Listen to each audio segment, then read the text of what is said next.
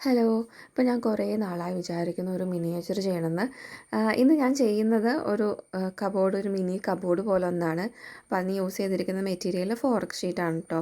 Forex sheet അല്ലെങ്കിൽ form sheet എന്നൊക്കെ പറയും.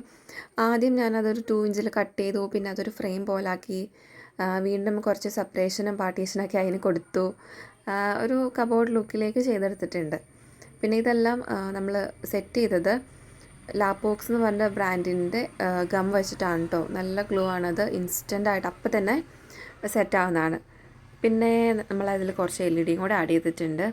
അപ്പോൾ ഇതേപോലത്തെ ഈ ഫയറി ലൈറ്റ് വെച്ചിട്ട് നല്ല ഡിഫറെൻറ്റ് മോഡൊക്കെ ഉണ്ട് അതിന്. അതാണ് സെറ്റ് ചെയ്തത്. പിന്നെ അത് ഓപ്പണായിട്ട് കിടന്നപ്പോൾ അത്ര ഭംഗി തോന്നിയില്ല. എന്നാൽ ക്ലോസ് ആക്കാമെന്ന് വെച്ച് ഒരു പ്രിൻറ്റഡ് പേപ്പർ എടുത്തിട്ട് ഞാനത് ക്ലോസ് ചെയ്തിട്ടുണ്ട്. പിന്നെ കുറച്ച് മിനിയേച്ചേഴ്സൊക്കെ ഉണ്ടാക്കിയെടുത്തിട്ടുണ്ടായി. ഏറ്റവും പ്രിയപ്പെട്ട എന്നോട്, പ്രേമനഗരം, ഒരിക്കൽ.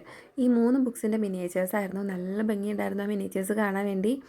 പിന്നെ ഞാൻ കുറച്ച് കുഞ്ഞ് ഫ്രെയിംസും കൂടെ ആക്കിയെടുത്തിട്ടുണ്ട്. അത് ഞങ്ങൾ ഫസ്റ്റ്, അതായത് 3 വർഷങ്ങൾക്ക് ശേഷം ആദ്യമായിട്ട് കണ്ടപ്പോൾ ഉള്ള ഫോട്ടോയാണ്. പിന്നെ ഞങ്ങളുടെ സേവ് ദ ഡേറ്റിൻ്റെ 2 ഫോട്ടോസും, പിന്നെ മുഹൂർത്തം ലുക്കിലെ ഒരു ഫോട്ടോയും, പിന്നെ റിസപ്ഷൻ്റെ ഒരു ഫോട്ടോയും. ഇങ്ങനെ 5 ഫോട്ടോസാണ് ഞാൻ കുഞ്ഞു കുഞ്ഞു ഫ്രെയിം പോലെ സെറ്റ് ചെയ്തത്. പിന്നെ ഒരു കലണ്ടറും കൂടെ സെറ്റ് ചെയ്തിട്ടുണ്ടായിരുന്നു ഞങ്ങളുടെ കല്യാണത്തിൻ്റെ മന്ത് വെച്ചിട്ട്. പിന്നെ ഇത് കല്യാണമാലയിലെ ഫ്ലവേഴ്സ് വെച്ചിട്ട് സെറ്റ് ചെയ്തെടുത്താണ് ഒരു കുഞ്ഞു ഫ്രെയിം പോലെ. പിന്നെ 3 ഫ്ലവർ വേസും, കുഞ്ഞു ഫ്ലവർ വേസും കൂടെ ആക്കിയെടുത്തിട്ടുണ്ടായിരുന്നു. ഇതെല്ലാം കൂടെ നമ്മൾ ഈ കബോർഡിൽ സെറ്റ് ചെയ്യുന്നതിന് മുന്നേ ഒന്ന് വെച്ച് നോക്കണം. വെച്ച് നോക്കിയിട്ടാണ് എല്ലാം സെറ്റ് ചെയ്യേണ്ടത്. സെറ്റ് ചെയ്ത് കഴിഞ്ഞ് മാറ്റണമെന്ന് തോന്നി പിന്നെ മാറ്റാൻ പറ്റില്ലല്ലോ.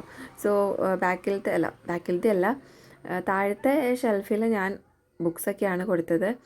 പിന്നെ മുകളിൽ ആദ്യമായിട്ട് മുഹൂർത്തം ലുക്കിലുള്ള ഫോട്ടോയും പിന്നെ കലണ്ടറും കൊടുത്തു. പിന്നെ ഫോട്ടോസ് ബാക്കിയും കൂടെ അറേഞ്ച് ചെയ്ത് വെച്ചു. പിന്നെ ഫ്ലവർ വേസ് ഞാൻ ഒരെണ്ണം ഓൾറെഡി സെറ്റ് ചെയ്തിട്ടുണ്ടായിരുന്നു. പിന്നെ ബാക്കിയും കൂടെ സെറ്റ് ചെയ്തിട്ടുണ്ട്.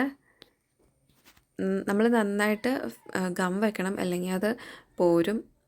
ഗം അത്യാവശ്യം വെച്ചാൽ മതി. നല്ല രീതിയിൽ ഇരുന്നോളും. നല്ല ഗമ്മാണത്. പിന്നെ ഫോട്ടോസ് എല്ലാം അറേഞ്ച് ചെയ്ത് വെച്ചു.